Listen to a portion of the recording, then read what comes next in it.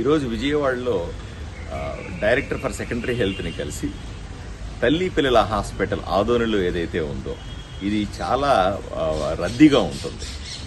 ఆదోనితో పాటుగా మంత్రాలయం, ఆలూరు, ఎమ్మిగనూరు, కర్ణాటక నుంచి కూడా సుమారుగా 250 కిలోమీటర్ల పరిధిలో చాలామంది పేషెంట్లు ఆదోని తల్లి పిల్లల హాస్పిటల్కి వస్తారు.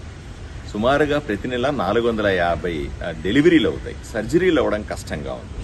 ఇప్పటికే విపరీతమైన రద్దీ వల్ల మధ్యాహ్నం పైన డెలివరీలు, సర్జరీలు చేయడం చాలా కష్టంగా ఉందని డాక్టర్లు చెప్తా ఉన్నారు. ఏదో కష్టపడి దాన్ని నడిపే ప్రయత్నం చేస్తా ఉన్నారు.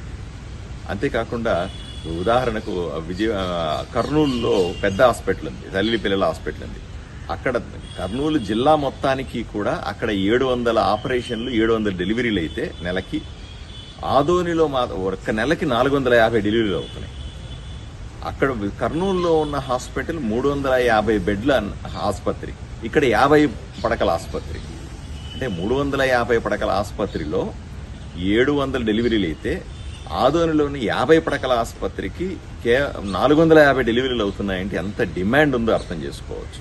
ఇంత డిమాండ్ని, ఈ పరిస్థితుల్ని తట్టుకోవడానికి తప్పనిసరిగా మాకు 50 పడకల ఆసుపత్రిని 100 పడకల ఆసుపత్రిగా చేయమని నేను ఇప్పుడే డైరెక్టర్ గారిని కలిసి రిక్వెస్ట్ చేశాను. ఆవిడ వెంటనే దీన్ని మాట్లాడతానని చెప్పారు. దీన్ని వెంటనే చేయడానికి ప్రయత్నం చేస్తామని చెప్పారు. నేను ప్రభుత్వాన్ని ఇంతకుముందు కూడా మీకు తెలిసి నేను అసెంబ్లీలో మాట్లాడినాను, జిల్లాకు సంబంధించిన సర్వసభ్య సమావేశంలో మంత్రులతో మాట్లాడినాను, కలెక్టర్తో మాట్లాడినాను.